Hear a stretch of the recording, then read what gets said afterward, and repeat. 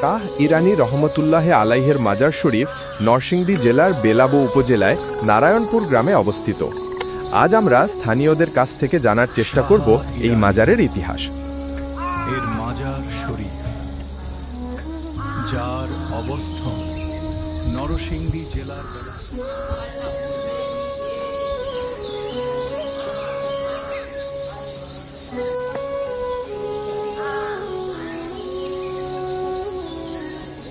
শাহ ইরানী এর মাজার। তবে আনুমানিক আমরা একটা কাগজপত্র পাইছি 800 বছরে ইতিহাস জানি পাইছি আমরা। আর আইসি ইরান দেশে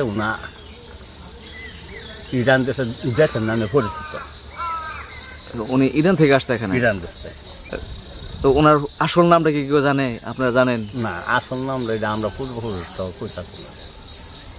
যে এখানে যে পাশে যে এত বড় বিশাল দিঘি, এটা কতটুকু জায়গায় নেই দিঘিটা? এই দিঘিটা আপনার আগে আছেন 24 কানিতে, ওখানে 5 ভাঙলে 25 কানি মতন। 25 কানি দিঘিটা? এটা তো মাজারের অধীনে নাকি? মাজারের অধীনে আপনার 63 কানিতে। 63 কানি? পুরা মাজারের জায়গা 63 কানি। তা ওনার কোনো অলৌকিক কোনো ঘটনা বা উনি যে এখানে আসছে এ ধরনের কোনো আপনারা ইয়ে করে জানেন যে কোনো অলৌকিক কোনো ঘটনা জানেন আপনারা ওনার? অলৌকিক তো কোনো ঘটনা নাই, তবে উনার আইসে পারে নাকি মানুষের যে আইতেছে মান্যত লিয়া, তারা উঁচুগার না পাইলে মান্যত লিয়া আইতেছে, এতটুকুই আমরা জানি। উনি কি ওই যে শাহ জালাল রাদিয়াল্লাহু তাআলার সময় আগে আসছে নাকি না তারপরে আসছিল উনি এখানে? কোনো মতে আগে আসছে। শাহ জালাল রাদিয়াল্লাহু তাআলার আগে আসার আরো আগে আসছিল না? 12 জন যে ওলি আল্লাহ আসছিলেন ওনাদের সাথেই নাকি উনি একজন ছিলেন। উনি নাকি সবার বয়োজ্যেষ্ঠ ছিলেন উনি, শাহ ইরানী। তো মোট 800 বছর আসলে তো এখন এটার কোনো ইতিহাস এখন আর কেউ কাছে নাই না কোনো? কিন্তু মন্ত্রণালয়ে দেখা হয়েছে যেটা রাষ্ট্রদূত, যেমন এখানের খাদেম ফ্যামিলির যে দায়িত্বে বর্তমানে মুতোয়াল্লি আছে, উনি আজকেও কথাটা বলছে যে আমরা চেষ্টা করছি ইরান রাষ্ট্রদূতের কাছে যাইও, যে ওনার কোনো পাওয়া যায় না। শাহজালাল সাহেবের কাছে যাইয়া দেখছে তাদের নথিপত্র ওনার কাছে পাওয়া যায় নাকি কথা বলবেন। এখন মনে করেন যে যেটা আপনার নজিরবিহীন বলবো, এটা হিন্দু প্রত্যন্ত এলাকায় কোনো অলিরা কিন্তু সহধর্মী নিয়ে আসে নাই। আমরা সাধারণত জানি যে মহারানীর দিঘি এই পাশে আছে, কিন্তু ওনার মহারানী মানে যে রাজকন্যা ছিল সে খুব অসুস্থ ছিল এবং তার চিকিৎসা এই দেশে করার মতো আর কোনো পথ ছিল না। শেষ মুহূর্তে হয়তো বাবা তার কাছে অর্পণ করার পরে হয়তো উনি সুস্থ হয়ে গেছে। তখনই নাকি ওনাকে 563 কানি সম্পত্তি। এটা কি তাইলে কি কোনো রাজার এরিয়া ছিল? এরিয়া ছিল না, এটা একটা রাজার এরিয়া ছিল। উনি কি ওই রাজার সময় ছিল না রাজার আগে থেকে উনি এখানে আসছিল? না, রাজার সময় আসছিল। ওই সময় এখানে আসছিল নাকি? রাজা বাচ্চা তখন আর কোনো স্মৃতি নাই। তবে এখানে নজির যেটা আছে, এখানে ওই পাশেও কিন্তু বিল্ডিং ছিল, অনেকগুলি বিল্ডিং ছিল। এমন মনে করেন আমরা যাই বলবো এগুলো কিন্তু সঠিক তথ্য দেওয়ার মতো কিছু নাই। কিন্তু এইখানে আমরা এই বাপদাদার মতো শুনে আসছি যে এখানে গায়েবী কিছু জিনিসও উঠছে। হ্যাঁ, এই নজিরটুকু আসছে। তবে সবচেয়ে বড় সুন্দর জিনিস, এখানে কেউ আসলে যে কেউ পুকুরে পড়ে গেছে বা মারা গেছে এরকম নজির নেই। এটা কিন্তু আমার সবচেয়ে বাস্তব। আর এখানে যারা মানত করতেছে তাদের সঠিকভাবে এটা পাওয়া যাচ্ছে। এরকম করতেছে। এই দিক থেকে কি আপনার ডেক পাতিল উঠছে কোনো সময় নাকি? এটা আপনারা দেখছেন? না, আমরা দেখবো না। আমরা 3-4-5 আগেও দেখে নাই না। 800 বছর পুরানো হলে তো অনেক পুরানো। পুরানো। সবচেয়ে একটা জিনিস হলো যতগুলি কবিরাজগুলি যেটা আছে তারা জিন পালিত কবিরাজ, এদের কিন্তু সাধনা এখানে যে যাই কিছু আসক নাম ধারণ করে এইখানে আবার মানত করা, এই কাজ করো সেই কাজ করো। তো এখানে কি অন্যান্য ধর্মের যারা অনুসারী ওরা আসে না? সনাতন ধর্মে যারা আছে হিন্দু ওরা আসে নাকি? ওরা বেশি আসে। ওরা একটু বেশি আসে, তারা বুঝবে ওটা ইয়েটা। আর ওটার সামনে অনেক নদীর পাথর টাথর আছে, যে পাথরগুলি সেই মুঘল আমলের মতোই মনে হচ্ছে। ভিতরে যে পাথরগুলা দাবানো পাথর দাঁড়ানো আছে, সামনে একটা আবার পাশে 2টা পাথর রাখা আছে। এই পাথরগুলো দেখে বোঝা যায় আসলে যে মাজারটা যে অনেক পুরানো। পুরানো এটি উপলব্ধি করা যায়। যেমন ওনার যে বিল্ডিংটা করা আছে সেটাও তো ওই আগের আমলেরই, নাহলে তো আর কম হইতো না। এবং আরেকটা জিনিস আমরা শুনছি যে ওনার যে ছাদটা আছে সেটা নাকি বাঁশের, জানি হ্যাঁ, রড নাই, বাঁশ দিয়ে তৈরি করা। বাঁশ দিয়ে তৈরি। তো কিভাবে আছে এটা এত বছর ধরে? এটাকে আপনারা দেখছেন বা দেখা যায়? মানে রাজমিস্ত্রিরা বলবো উপরে ছাদ যে এটা বাঁশ দিয়ে, বাঁশ দিয়ে। বাঁশের উপরে সিমেন্ট করা। এবং ওনার ধ্যান সাধনার একটা রুম আছে, এই ছোট্ট একটা রুম আছে এই মাজারের পাশে না, ভিতরে ভিতরে এটা বাইরে থেকে দেখতে পারবো না। মানে এটা কি মাজারের ভিতরে ভিতরে অংশ পড়ছে এই জায়গাটা যে নাকি আপনি ধ্যান করতেন? পূর্ব সাইড, পূর্ব সাইডে। এটা বাইরে থেকে দেখা যায় না।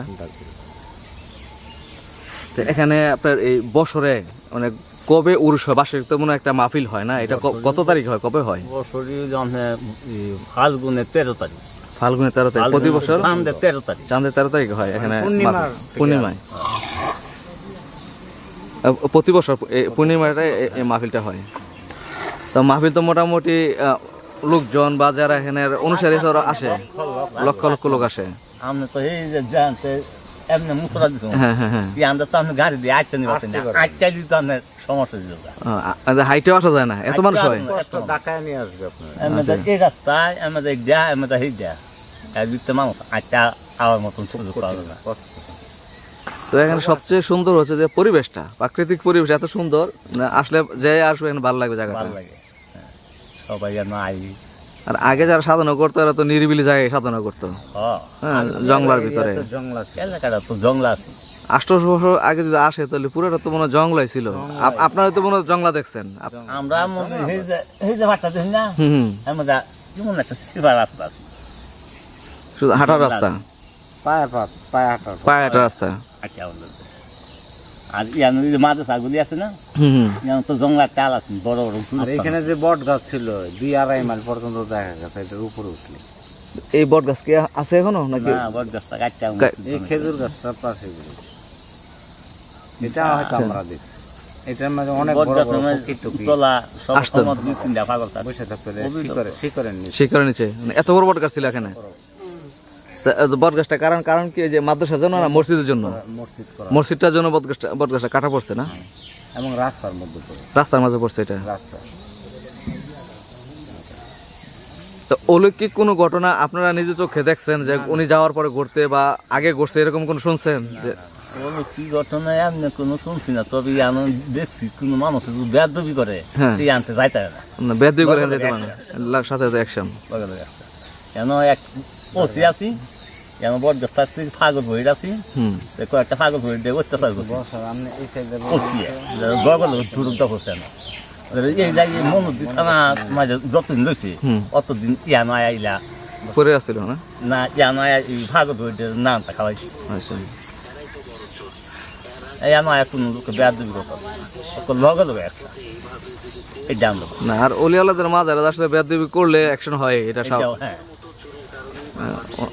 আর উনি তো যে সময় আসছে আপনার বলছে যে ওই আমাদের শাহজালাল রাদিয়াল্লাহু আগে উনি আসছেন, তো উনি নরসুন্দি যে তরার মাজার আর কাবুল শাহ মাজার ওনারা মানে একসাথে আসছিলেন নাকি?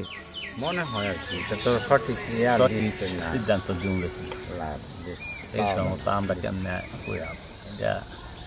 তো ওই 11 জনের মাঝে কারা কারা ছিল এটা জানেন?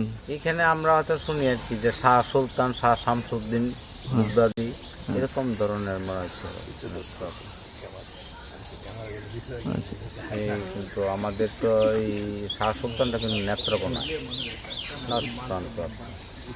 আর পটিয়া দিতে আছে শাহ শামসুদ্দিন, এখানে ইরান, এরকমই বাংলাদেশের ভিতরের বুদ্ধ তারা আস্তে আস্তে ছড়াই আছে না, ছড়াইতে আছে।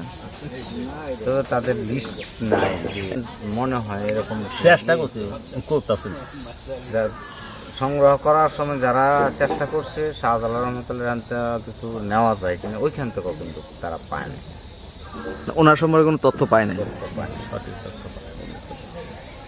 তো মাজার এখানে তো আপনার ভিতরে 2টা মাজার, একটা কি ওনার সহধর্মিনী নাকি না ওনার সহযোগী আর কি, যেটা ওইটি মহারানী।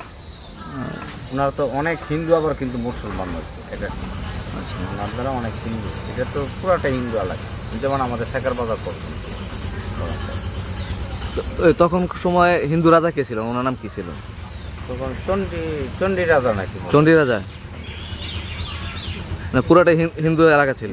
তো উনি এসে তখন মনে হয় ধর্ম প্রচার করছে এখানে, না?